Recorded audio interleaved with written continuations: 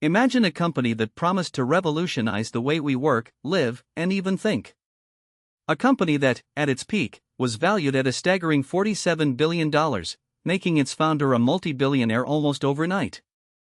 It built an empire on the simple idea of shared office space, yet branded itself as a movement, a community, a consciousness-elevating force. But then, almost as quickly as it soared, it crashed, leaving a trail of broken promises, billions in losses, and a legacy of hubris that became a cautionary tale for the ages. This is the unbelievable true story of WeWork, the $47 billion startup that imploded. The story begins in 2010, in the vibrant entrepreneurial landscape of New York City. Adam Neumann, an eccentric, charismatic Israeli immigrant, and his co-founder, Miguel McKelvey, launched WeWork. Their initial venture, Green Desk, had been a traditional co-working space, but Neumann envisioned something far grander. WeWork wouldn't just be about desks and chairs, it would be about culture, community, and connection. It would sell an experience, not just square footage. Neumann, a towering figure with an infectious energy and a messianic belief in his own vision, preached a gospel of we. He wanted to create a global network where individuals felt part of something bigger, where work blurred with life, and collaboration was paramount. WeWork spaces were designed to be hip and inviting, filled with craft beer on tap, kombucha, ping-pong tables, and sleek, modern aesthetics. It resonated deeply with the burgeoning startup scene, freelancers, and small businesses looking for flexible terms and a vibrant atmosphere. Early investors quickly bought into the dream. WeWork's growth was exponential. They leased prime real estate in major cities worldwide, renovated it with their distinctive design, and then subleased it to members on flexible, short-term contracts. On the surface, it seemed brilliant: capitalize on the demand for flexible workspaces while building a global brand that fostered innovation and community. But the real fuel for WeWork's meteoric rise came from one man, Masayoshi Son, the founder of SoftBank. Son, known for his audacious bets on tech companies, saw WeWork not as a real estate company, but as a revolutionary tech giant. He envisioned WeWork growing to serve millions of people, disrupting traditional office models globally. SoftBank poured billions, eventually over $18 billion, into WeWork, enabling unprecedented expansion. With SoftBank's backing, WeWork became a darling of the startup world.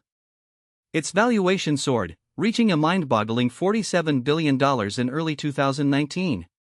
Neumann became a bona fide billionaire, enjoying a rockstar lifestyle, complete with private jets, lavish parties, and grand pronouncements about elevating the world's consciousness.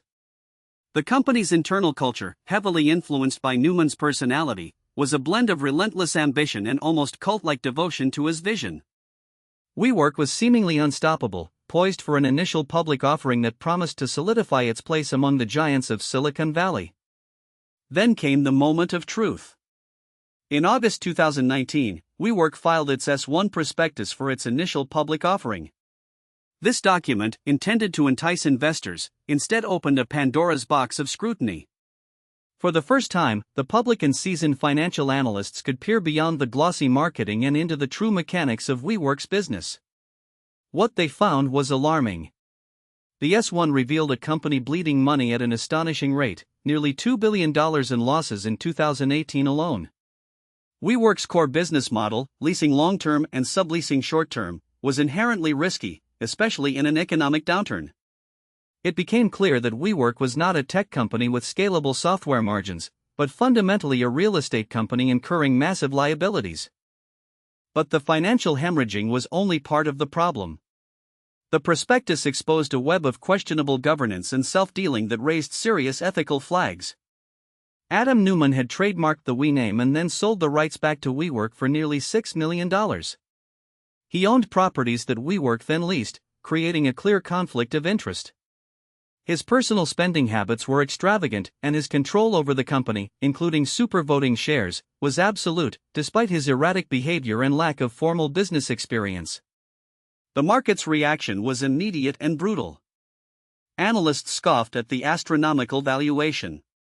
Investors, previously caught up in the hype, began to question the fundamentals. The narrative shifted from visionary disruption to reckless spending and corporate greed.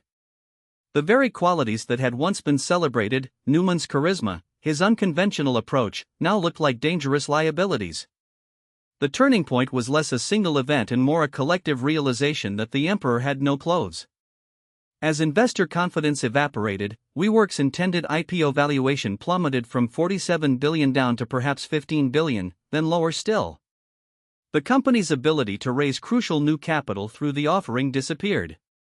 The pressure became unbearable, particularly from SoftBank, which had already invested billions and desperately needed a successful IPO to justify its stake. The final act of the drama unfolded swiftly. In September 2019, under immense pressure from the board and SoftBank, Adam Neumann was forced to step down as CEO. In a bitter twist, he departed with a staggering severance package reported to be worth over $1 billion, while thousands of WeWork employees faced layoffs. The IPO was officially postponed, then effectively cancelled. WeWork, bleeding cash and without a lifeline of new public funding, spiraled towards bankruptcy. SoftBank, trapped by its massive investment, was forced to step in again, orchestrating a painful bailout that saw it take majority control of WeWork, infuse billions more in capital, and effectively write down its earlier investments by tens of billions of dollars. WeWork was saved from collapse, but at a tremendous cost. The once high-flying startup, valued higher than many established corporations, was brought back to earth with a thud. The saga of WeWork is a potent reminder of the dangers of unchecked ambition, charismatic leadership without accountability, and the seductive power of hype over fundamentals. It stands as a cautionary tale for both founders and investors. It underscored that even in the innovation-driven world of tech, basic business principles like profitability, sound governance, and a sustainable model ultimately matter more than grand visions and elevating consciousness. While WeWork survived, going public years later at a fraction of its peak valuation, its story remains etched in the annals of startup history as a symbol of the emperor has no clothes moment. It forced a re-evaluation of how investors scrutinize private companies, how much leeway is given to founders, and whether growth at all costs truly makes sense. The co-working industry didn't die, but it certainly learned a harsh lesson in humility and realism, forever shaped by the spectacular rise and fall of Adam Neumann's $47 billion dream. What do you think was the biggest mistake WeWork made? Let us know in the comments below.